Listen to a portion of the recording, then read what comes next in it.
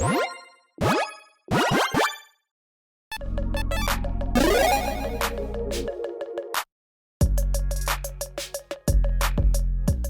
everyone, Mitch coming in from the Commander Score Studio. Welcome to the show. So there are thousands of commanders out there, and there's many that are incredibly popular, and you might see a lot of the time. I mean, like, I can't tell you how many times I've seen Atraxa at the table. That being said, one way to stand out in Commander is to have a unique commander to bring to the table that people are like, wait, I have never seen that before. What in the world is that? And then surprising them with your amazing strategy around it. So let's jump into some super unique commanders that you should try out. First up, I was actually doing research for another episode when I came across this one, which I've seen before, but I needed a reminder on because Kuru Pit Lord is such a cool commander, and it sees like no play. According to my research on EDH Rec, it has 60 decks to its name, so everyone out there who has one, all 60 of you out there, congratulations, you're doing a great job. Kuru Pit Lord is a 9/9 Demon Spirit for 6 black. That's right. 9 mana in total. On top of that, at the beginning of your upkeep, sacrifice it unless you pay black. So, kind of worse than the Elder Dragons, the original ones, when it comes to that downside, right? That's 4 mana you've got to pay just to keep this around. That being said, it makes up for that with this amazing ability. Pay 1 life, target creature gets -1/-1 until end of turn. That is huge. Now, yes, life is a resource to use. And yes, 1 life for -1/-1 is, well, a decent amount. That being said, there's plenty of ways to take advantage of this. And the main thing that makes this amazing is that this is a free, repeatable effect. There are very, very few commanders out there that have a free, repeatable effect. I mean, it is free, but not free. I'm saying free in mana-wise, right? You don't have to have mana out there to actually utilize this ability. The vast majority of abilities out there either cost mana to activate, or they actually require you to tap the commander, or any other creature, whatever it is. This does not require either of those, meaning that you, again, as long as you've got life, you can utilize it to take creatures out and take advantage of this ability in many ways. Again, being able to just say, oh, okay, yeah, I don't like your commander. How much toughness does your commander have? 5? Okay, I'll pay 5 life. It's gone. Yeah, that can be a massive thing. There's ways to really take advantage of that. Let's just jump into a couple of them. I mean, first up, we've got something like Soul Conduit. This is the very first thing that came to my mind when I thought about this commander. I love life swap decks. One of my first decks of all time was Selenia Dark Angel, which probably could actually make this list as well now I'm thinking about it. But if you haven't seen my episode on Selenia Dark Angel, apologies for... Again, I wasn't the best at, actually recording way back then and the transitions and that kind of stuff because I just started the channel. That was like 5 years ago, more than that. Sheesh. Regardless, check that one out. Anyway, Soul Conduit, artifact for 6, pay 6, tap, 2 target players exchange life totals. So again, you are going down in life. This is one of those kinds of commanders where you can essentially perfectly determine where your life total is going to be as long as that's going down. So you can put yourself at 1 whenever you want, essentially. And yeah, I mean, you have to, I guess, have a creature on the board that you can target. But I mean, at the very least, you could target your own commander and you just respond to the own target, because like someone would be like, oh, if that creature only has 1 toughness left, you can't do it. You just go, okay, I pay 1 life -1/-1. While it's still on the stack, do it again and again and again and again, going down to, again, 1 life. You don't have to put yourself at 1, but still, if you're doing it this way, sure, you're down to 1 life, you swap toes with an opponent, you're like, oh, okay, cool, now I'm at 40 and you're at 1. Yay! So life swaps can be a great way to take advantage of this commander. Another way, though, is with cards like Sangromancer, a 3/3 flying vampire shaman for 4 mana. Whenever a creature the opponent controls dies, you may gain 3 life. Whenever opponent discards a card, you may gain 3 life. So, the discarding thing is nice. If they happen to discard cards, great. But yeah, being able to just say, hey, if I take out your creatures, I gain 3 life, you can pad your life total a ton with a commander like this. Again, let's say an opponent has, like, I don't know, 5, 1/1 soldiers in play or whatever they did. Cool. You're paying 1 life to take each one of them out, right? So that's 5 life in total, but you're gaining 15 life. You're actually netting life. So if a creature has less than 3 life, you gain life, or 3 toughness, you're gaining life on the transaction. If they're at 3, you come out even. And if not, then yeah, you're still at least coming out better than you would have without a card like this. Next up, we've got a card like Harvester of Souls, an incredible card with a commander like this. It is going to say, hey, whenever you have another non-token creature anywhere on the battlefield, not just your own die, you may draw a card. So it doesn't just count your own, it counts anyone's non-token creatures. If you're taking them out, you are drawing cards, and you're going to be taking them out quite a bit again with this commander. Essentially, you're just like, oh, okay, cool, yeah. I take that, I take out that. You know, I lost some life in the process, but I just drew 3 cards. Maybe I'll draw into some life-gaining effects or some life-swapping effects that I can utilize. And, of course, you are going to want to ramp with this commander, though. Skyclave Relic, cards like this that can be, well, efficient later on in the game. Not that efficient early, but if you need it early, you can utilize it. Cost 3, it's indestructible, enters the battlefield when it is kicked. Create 2 tap tokens or copies of it, kicking it for 3. Tap her, 1 may of any color. Essentially, Darksteel Ingot, but you can kind of like get 3 of them, which is great. So again, later on, incredibly efficient. 6 mana, 3 rocks that can each tap for 1 that are indestructible, and that can help pay for, of course, that upkeep trigger as well. So again, this is the type of commander that sees nearly no play. Again, I think it was, what, 60 decks, according to EDH Rec? 60 decks to its name. It is a very unique one. It is one that, when it hits the board, you can take over the game. If you are set up properly, you can say, okay, yeah, I don't like that, I don't like that, I don't like that. Your commander has, again, like 5 toughness. Cool, I take it out. If you play your commander again, I'm going to take it out again, because I can just activate this whenever I want. For free, essentially. Well, not free again, but you know what I mean. So again, you've got ways to take advantage of this. It's a unique commander. Sees no play. Check it out. And I actually should have mentioned this earlier, but if you are interested in any of these cards or any of these commanders, make sure you check out my card list link in the description below. That being said, make sure you check out the deck list link that I have on this one, or I did a deck tech on it in a previous, well, quite a long time ago. Anyway, Skeleton Ship. It's a 0/3. I probably should have just double checked on this. Pirate? Skeleton? I don't remember what this one exactly is. It doesn't really matter all that much. It's had of Oracle text now on it. Anyways, for 5 mana into Mir.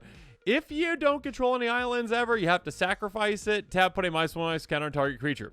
This is a janky, old, really weird art card. I mean, you got like a skeleton ship sailing to the horizon. There's a moon over there. There's a dolphin, and there's some skeletons that are like flying on some turtles. Really cool. Anyways, you are, I mean, how many commanders are actually just ships? I mean, like Shurikai Genesis Engine's like a mech, but like how many are just ships? Cool. So there's that. But yes, this is a very specific commander in what it wants to do. You have no islands. Oh no, sacrifice it. Yeah, you got to make sure you have islands. It's not that big of a deal, okay? What you can do, though, is take advantage of that tap -1/- counter in a lot of different ways. It's kind of similar to Kuru Pit Lord in that way-ish, but like -1/- versus counters is a little different in how you can interact with them. That being said, there's some overlap on kind of some things that you can do with it. That being said, you can utilize cards that, again, benefit you whenever you get -1/- counters on creatures like Nest of Scarabs. Whenever you put 1 or more -1/- counters on a creature, create that many 1/1 black insect creature tokens. So being able to just, hey, okay, I keep making creatures, I keep taking out your creatures, or at least shrinking your creatures, this can help out quite a bit. Next up, Mass Diminish.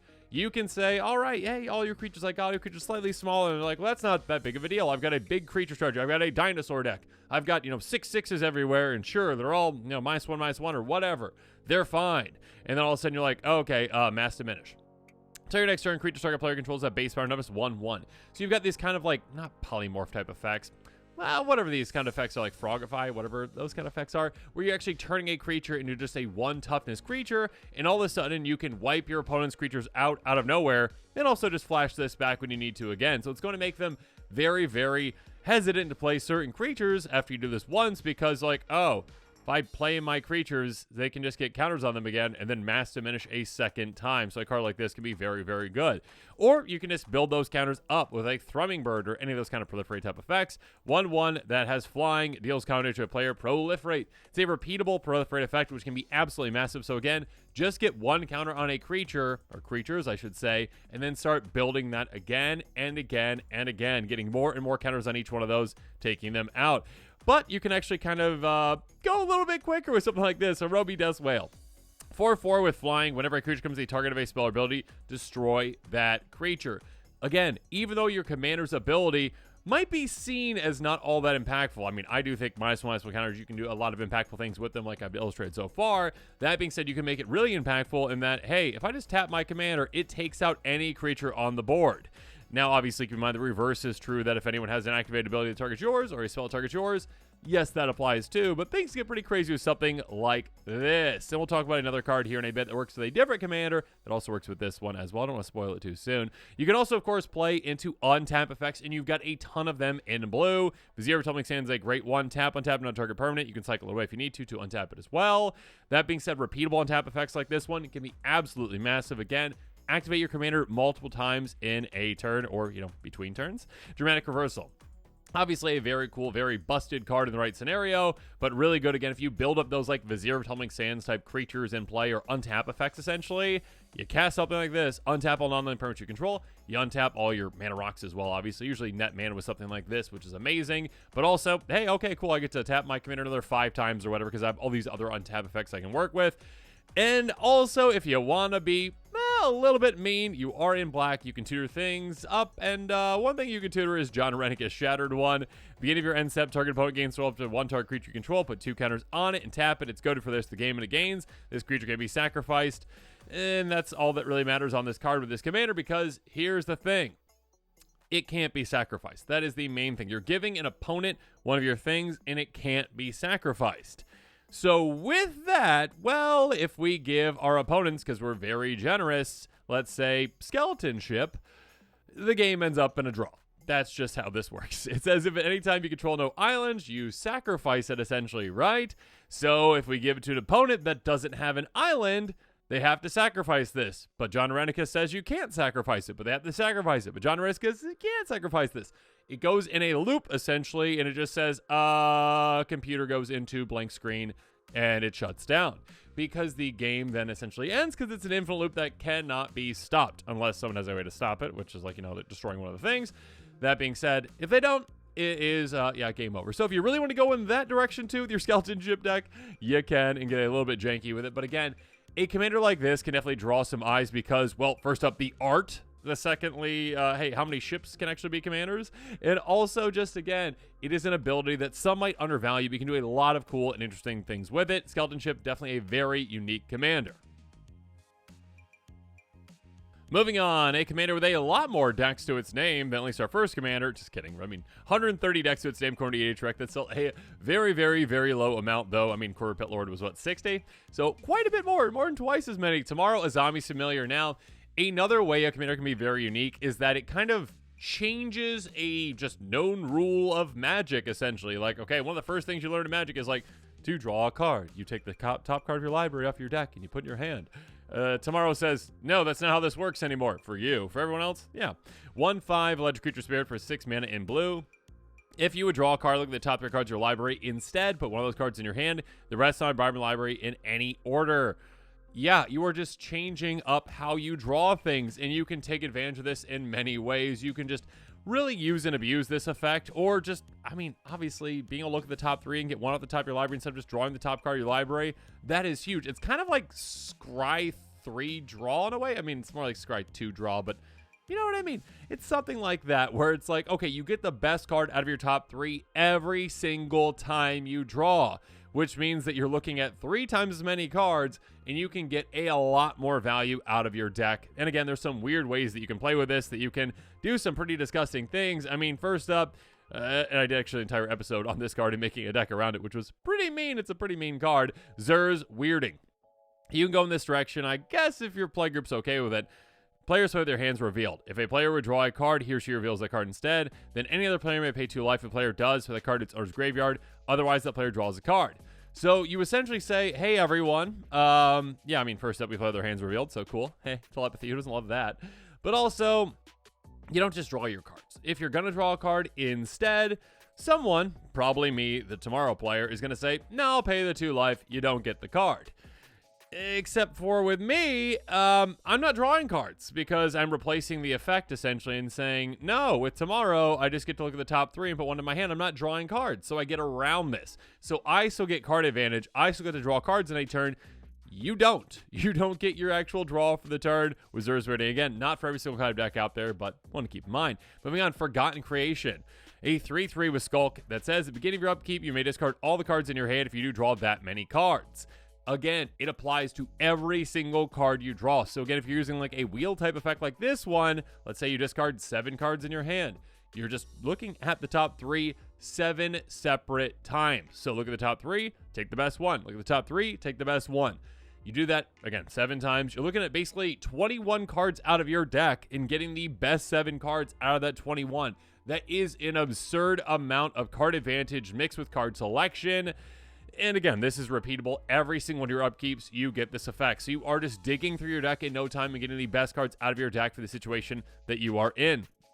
Obviously, you're not short of, ways to draw an absurd amount of cards. In blue, Flow of Knowledge, instant for 5 mana, draw a card for each island you control, then discard 2 cards. Play more basics, everyone. Play more basics. A card like this is amazing if you've got a bunch of islands, which you should. Again, you can draw, obviously, very easily, 10 plus cards with a card like this as the game goes on, and once you get more and more islands out in play. But again, you're just basically, it's kind of like with Tomorrow. Again, the cards that can draw you a ton of cards are just giant tutors in a way too, because you're digging through like a third of your deck at a time to do so. Kumenda's Awakening, again, repeatable draw effects like this one, even though this one isn't all that efficient compared to some others. Enchantment for 4 mana, Ascend. Beginning of your upkeep, each player draws a card. If you get the City's Blessing, instead only you draw a card. Getting the City's Blessing is no big deal in Commander. It takes no time at all.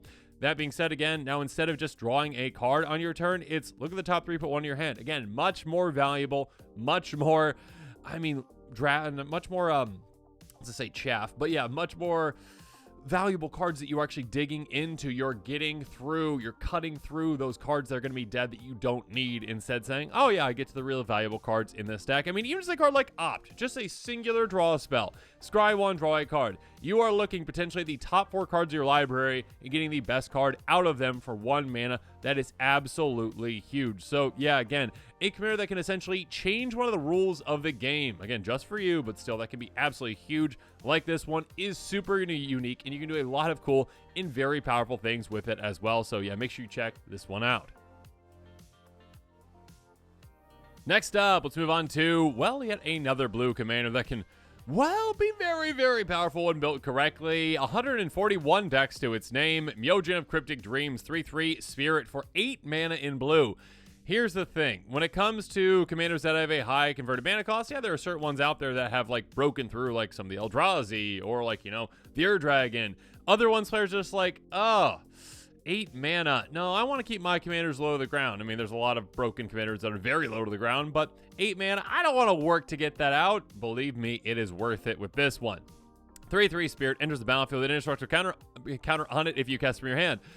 Okay, that's a slight problem, right? Because Wizards intentionally put it from your hand, even though it's a legendary creature, and they know it's going to be in the command zone.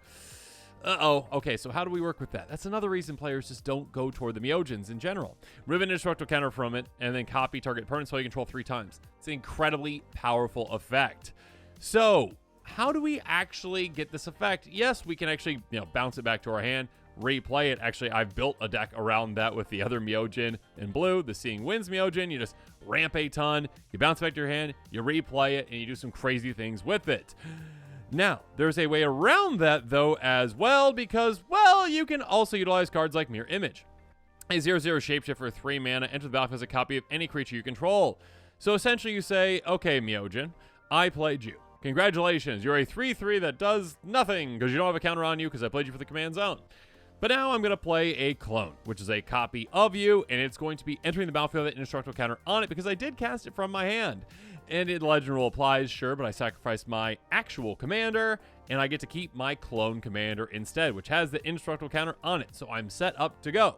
Now, obviously, if you'd rather do the other way around, where you just bounce back your hand, you cast it, you can do that too. But yes, clones are a good way around that. And actually, clones are a pretty crazy thing with this kind of a deck. Also, Tezzeret's Gambit cards that can proliferate, and we got a lot more of them in the past year or so, 2 years or so. Sorcery for 3 in Phyrexian blue, draw 2 cards, then proliferate. All you need to do is basically get 1 extra counter to set yourself up on this Mogen, so you can say, hey, okay, I've got my commander. It's got 2 indestructible counters on it. Now I can utilize one of those counters to actually activate its ability without ever losing out on that counter. As long as I've got 1 indestructible counter on my commander, I can keep proliferating it with a lot of cards out there. I was going to say a vast majority of your deck, but maybe like 20% of your deck is proliferate cards. A lot of proliferate effects can be very good with this commander. Some even broken. Kyora's Dam Breaker. It's a 5/6 Leviathan for 6 mana. When it enters the battlefield, proliferate. So here's what's going to happen. Again, your opponents might be like, I'm not going to take that commander very seriously. Again, it's a Mogen. What's the best you can do with it out of the command zone? You do this, you do that, you're set up properly, and you just say, hey, I'm going to play my Dam Breaker. Oh, no. Oh, no. Yeah, what you're going to be doing is you're going to be moving one of those indestructible counters on it. Again, let's say you have 2 on there.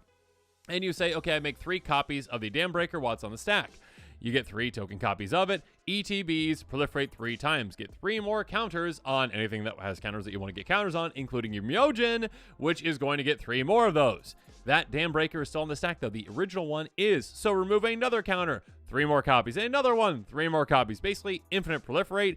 Infinite number of Dam Breakers in play as well. And if you play any other permanent spells, infinite copies of that too. And rules lawyers out there, technically not infinite, whatever.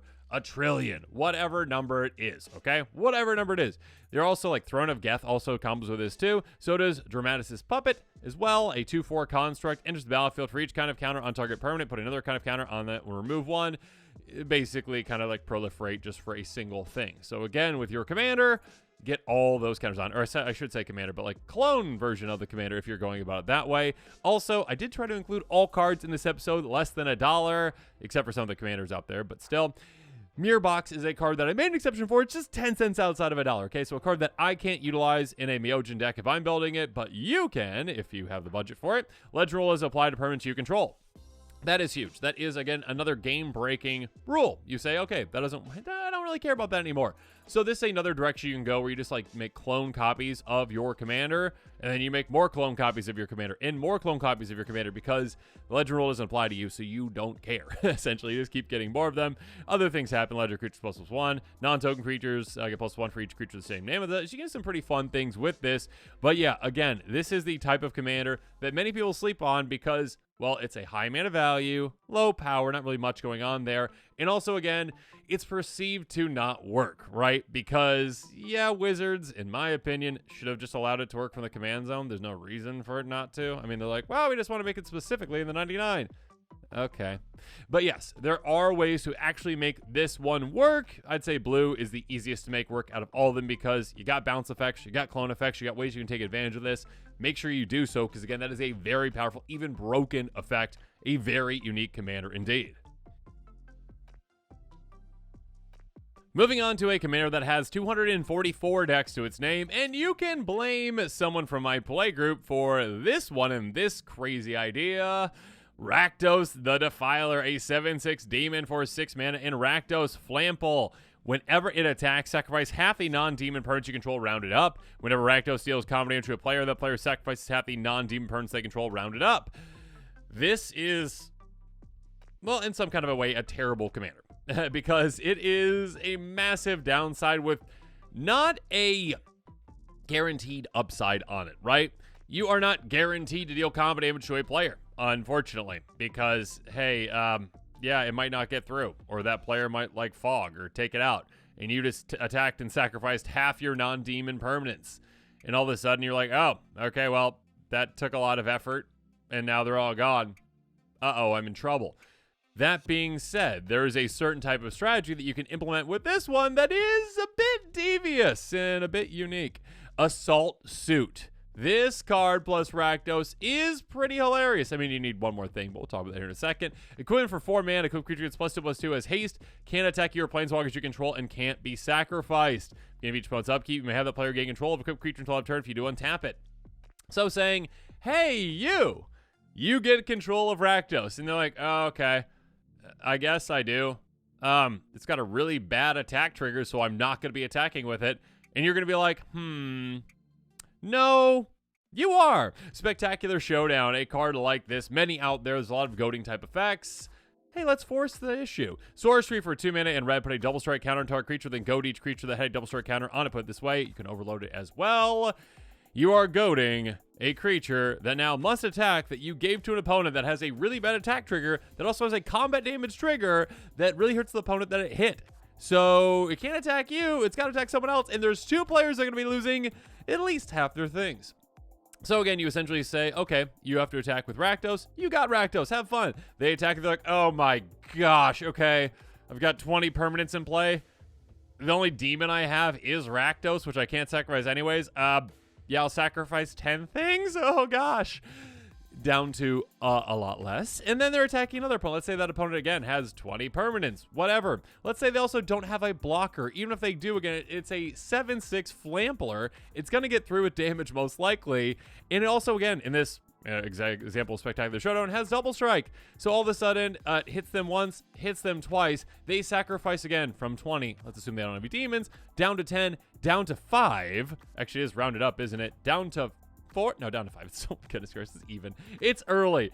Regardless, making them sacrifice a ton of things. They're pretty much out of the game. You just basically took 2 players out of the game with that kind of a play.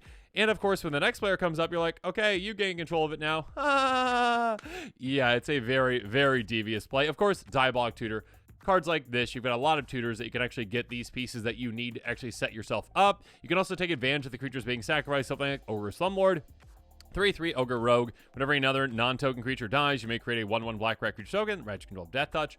This is a great way to say, okay, you sacrificed a bunch of creatures, each of you. Great, I get a ton of rats. And then if I actually get my commander back and I actually want to attack with it, I've got plenty of things that I actually can sacrifice. Plenty of creature fodder to sacrifice to say, I'm actually willing to lose a lot of things so I can swing at you so you lose a lot of things as well. So there's a lot of interesting ways you can play with this one. Again, players probably won't take it very seriously because they're like, okay, yeah, go ahead with your weird demon tribal deck that you have to sacrifice a bunch of things. Don't you know that there's other Raktoses out there? There's like 4 other Raktoses, and they're all so much better than this one. You're like, no, this one's the best one because it's yours, and you attack, and they're like, no! So yeah, super unique. Make sure you blame my playgroup for this one. Moving on, a commander with 326 decks to its name, according to EDH Rec. Patron of the Orochi, a 7/7 spirit for 8 mana. Snake offering, so I guess if you really care about that, then cool. If not, don't worry about it. Tap, untap all forests and all green creatures. Play this ability only once each turn. So this commander is one that really doesn't see a lot of play because, again, it's high mana value, right? It's at 8. Also, players, when they see like the offering thing, they just typically are like, that's weird. Stop reading. There's a lot of text there. Don't worry about that. It doesn't even matter. I mean, you can play this card anytime you play an instant by sacrificing a snake, paying the difference in mana. Cool, all right? Like, it doesn't matter. Just pretend that's not on the card. Sometimes when something's on the card that, like, players just, like, don't care about, they actually, like, take that away from the commander. They're like, no. Like, I don't want to play it because of that. Like, you can just ignore that part. It doesn't matter. Tapping to untap all forests and green creatures, that is huge. That is massive. That is a really big ability. Now, that being said, that is limited to only once each turn.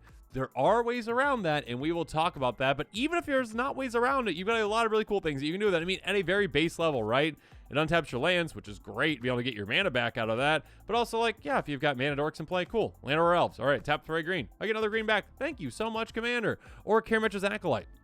A bigger mana dork. Tap add amount of green to your mana pool equal to devotion to green. That can be an absurd amount. So again, you tap your commander. It's kind of like a massive ritual effect for you. We're like, okay, cool. I untap all my lands, untap all my mana dorks. I now have 20 plus mana or whatever it is to cast this massive spell and just have like big spell tribal with it. You can definitely do something like that. But you also can take advantage of creatures that have activated abilities that require a tap in a really big way, like Ys on the Water or Bard.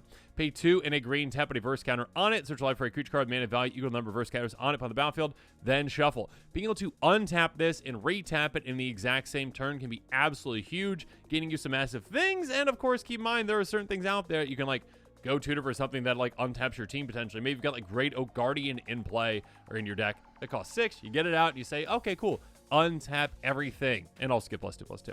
Kazandu Tuskcaller.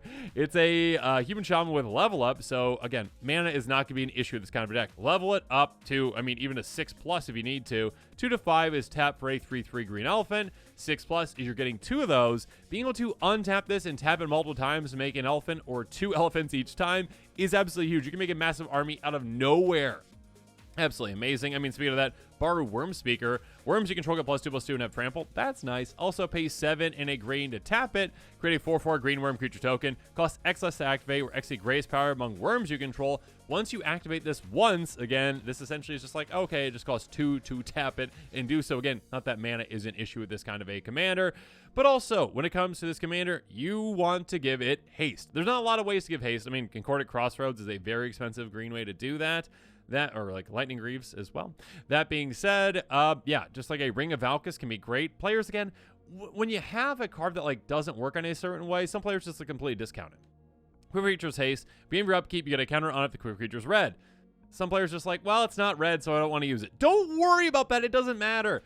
Just paying 1 to equip this, give your commander haste is huge, and it's going to be well worth it. I mean, like, even just this, like, plus Care Matches Acolyte, like, those kind of, like, dorks that can tap for more than 1 can be worth it, too. That being said, yeah, with your commander again is, like, basically a massive ritual effect. So wait till you have 1 extra mana for your commander, play your commander, attach this, all of a sudden, tap right away, get way more than the amount of mana back that you utilized for your commander. So make sure you're keeping that in mind. Also, like, sacrifice outlets can work with this commander. Yeah, you're paying more commander tax, but if you've got, again, like, let's say, like, 30 mana worth of resources in play that you can untap each time, you can keep doing that again and again and again to just have this glut of mana on your turn, which can be absurd. Or Teamer's Sabertooth. Again, I try to keep all my cards in this episode that aren't the commanders less than $1.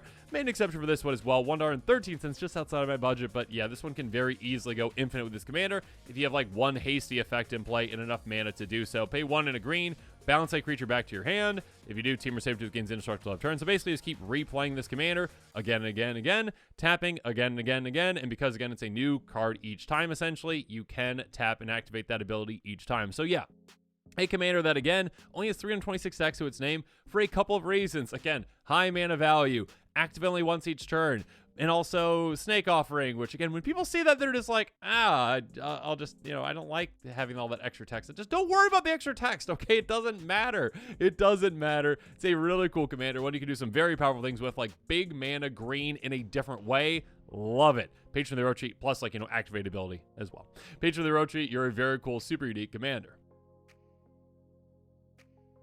Moving on, though, at 156 decks to its name, even more old school, we've got Baron Master Wizard, a 1/1, I assume, human wizard. Again, summon legend. I forgot to look up the Oracle text on this one, too. For 1 blue, it says it counts as a wizard, so there you go. This is so old, again, that it's like summon legend, but I must tell everyone that it is a wizard. How do I do that? I type in there and say, hello, I'm a wizard. It's not part of its card, really, but anyways, pay 2, sacrifice a permanent, return target creature to its owner's hand. Very simple, very effective, and an underrated ability. This is one that, again, it's like, well, I have to, like, pay 2 and then, like, get rid of something to actually just bounce a creature. Like, is it all that worth it? There's some pretty cool things you can do with this one. Again, there are certain permanents out there that actually want to get taken out.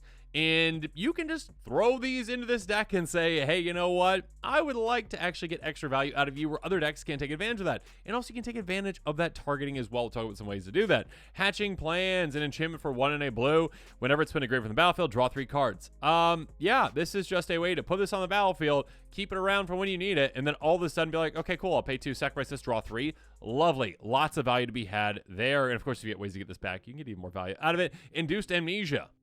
Champ for 3 mana, enters the battlefield, target player exiles all cards to their hand face down, then draws that many cards. Whenever it's in the grave from the battlefield, return the exile cards to owner's hand. This card sees a lot less play than it would if it had a way to actually get rid of it, because this is kind of like a stored wheel in a way. It's like, okay, like I wheel, I get, you know, to replace my hand. Again, let's say I have 7 cards in my hand. Cool.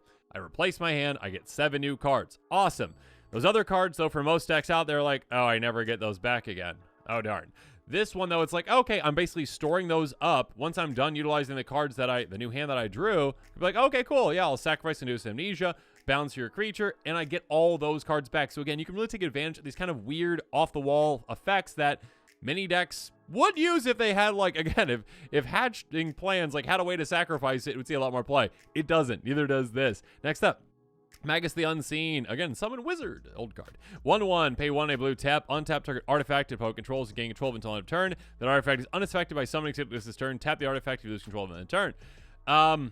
Yeah, this is a garbage card for most decks out there. But with this deck, it's like, okay, cool. I paid 2 mana. I gain control of whatever your best artifact is. Let's just say it's a Soul Ring. Cool.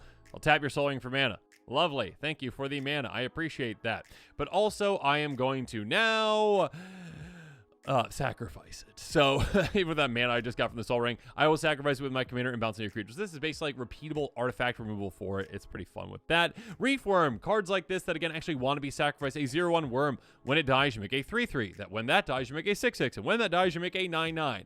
A lot of value to be had here. Basically, 4 creatures in 1, and they keep going up in power each time, and toughness too, I guess. But being able to sacrifice those, having an outlet in play that gives you value is huge with this commander. Next up, Dismiss and Dream. I actually kind of referenced this with Skeleton Ship a while back. It's a really good card for these kind of commanders. Enchantment for 7 mana in blue. Each creature opponent controls is an illusionist to other types, and has, when this creature becomes a target of a spell or ability, sacrifice it.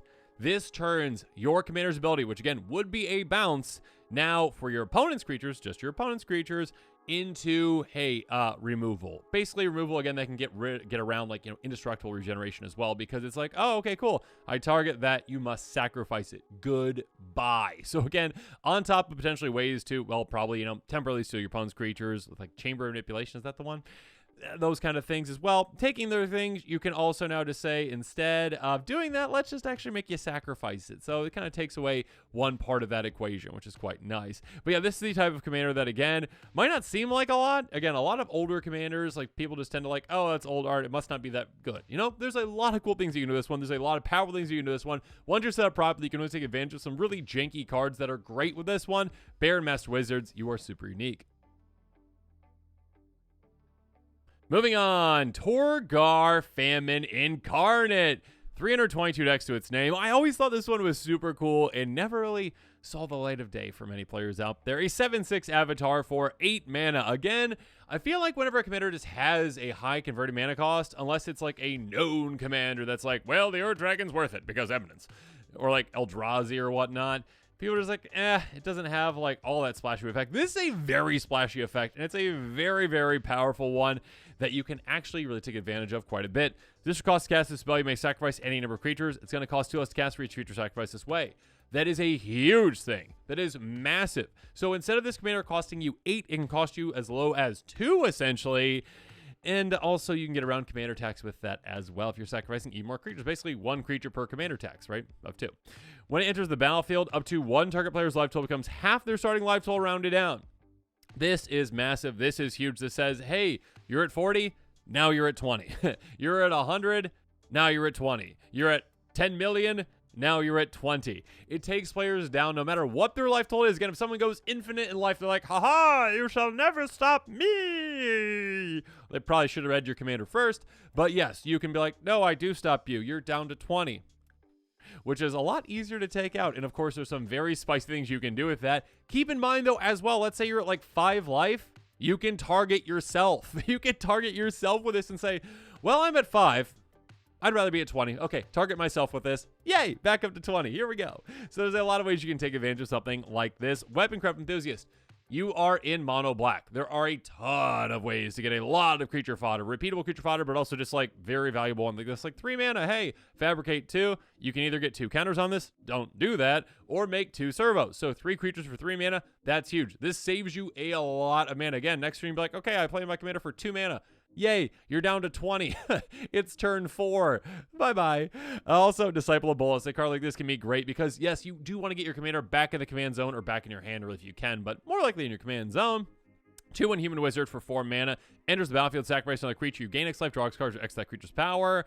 Yeah, being able to sacrifice your commander, draw 7 cards, and gain 7 life, that's quite nice. Very good. But also, hey, you can also utilize this with like Feign Death type effects as well. So like ones that can be like, okay, my commander died. Oh, it came right back. I get that ETB again. Keep in mind, again, it's enters the battlefield trigger that does not depend on being like a cast trigger as well. So yeah, you can use and abuse that ETB very, very quickly.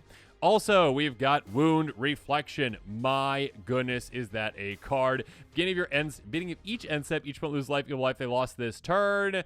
That's rude. That's mean. That's fun for you. And hey, again, as long as they were at like 40 life or so or more, they're now gone. Beginning of each end step, they lose, you know, again, whatever it was. They go down from 40 down to 20, down to 0. Lovely. Warlock class works in a very similar way. Beginning of your end step, creature dies this turn, each one lose 1 life. That's nice. Second one, look at top 3 cards of your library, get 1 in your hand. Rest of your graveyard, that's nice as well. But the important part is level 3. Beginning of your end step, each one lose life, your life they lost this turn. Again, you can basically take out, if you're set up properly, like all 3 opponents in 1 turn, if you're really going about it in a very, very strategic way. It's a very spicy card. Butcher Malakir. Even if you're not trying to take your opponents out in that way, Butcher Malakir is amazing. Whenever another creature control dies, each opponent sacrifices a creature. That is huge. Being able to say, okay, again, I make all this creature fodder. I am ready to go. I've got all these creatures out there. I sacrifice, again, let's just say the base level 3 for my commander to pay 2 to get it out.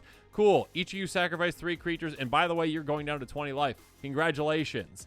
Yeah, a really good card. Then we got Skullstorm. Another way to take advantage of this. Whenever you cast a spell, copy for each time you cast commander for the command zone in this game. Each one sacrifice a creature. Each one who can't lose half your life rounded up. Yeah, being able to essentially utilize this. Again, with a commander that you are actually intentionally, many times, sacrificing, getting out into play, sacrificing a bunch of things, playing it. Again, sacrificing, getting out of the command zone, sacrificing more things, getting it back out into play, doing it again, casting your commander a couple of times throughout the game, then casting this can be a really big game-changing play to say, oh yeah, you know what about losing half your life? Let's do that again, and again, and again. By the way, you have no creatures because I Butcher Malakir. You can have a lot of really cool interactions with a commander like this. It is definitely one that is super unique, super spicy, and again, you've got that one opponent, that one friend that's got that life gain deck that they love, be like, oh, okay, cool, you're at like 10 million life, good. Now you're down to 20. Have fun. Super unique. But now as this episode is coming to a close, it's time for me to hear from you. So in the comments below, let me know what your thoughts on these commanders are. What commanders did I not mention that you think are super unique that, well, maybe I should highlight on a future super unique episode? So yeah, let me know. Also let me know, yeah, if you're interested in any of these commanders, check out those card lists in the description below. Also, any deck text that I've done on these, I've at least done one on Skeleton Ship. Make sure you check that one out as well. And of course, as always, thanks again and have a good one. This show and episodes like this one are possible thanks to viewers like you. If you're looking for an easy way to help support this show, make sure that you like, share, and subscribe. Also, hit that bell notification icon so you don't miss any new episodes. You can also go check out our playmats and other merchandise at thecommandersquarters.com. We also have a ton of brand new t-shirt designs in stock, so make sure you check out those as well. Another easy way to support this show is with our TCG Player affiliate links. So whether you're buying a deck or individual cards, you can use this general link right here or one in the description. And the final way that you can support this show is by supporting us directly by becoming a patron. There are many benefits to being a patron, and I truly couldn't do this without all of their support.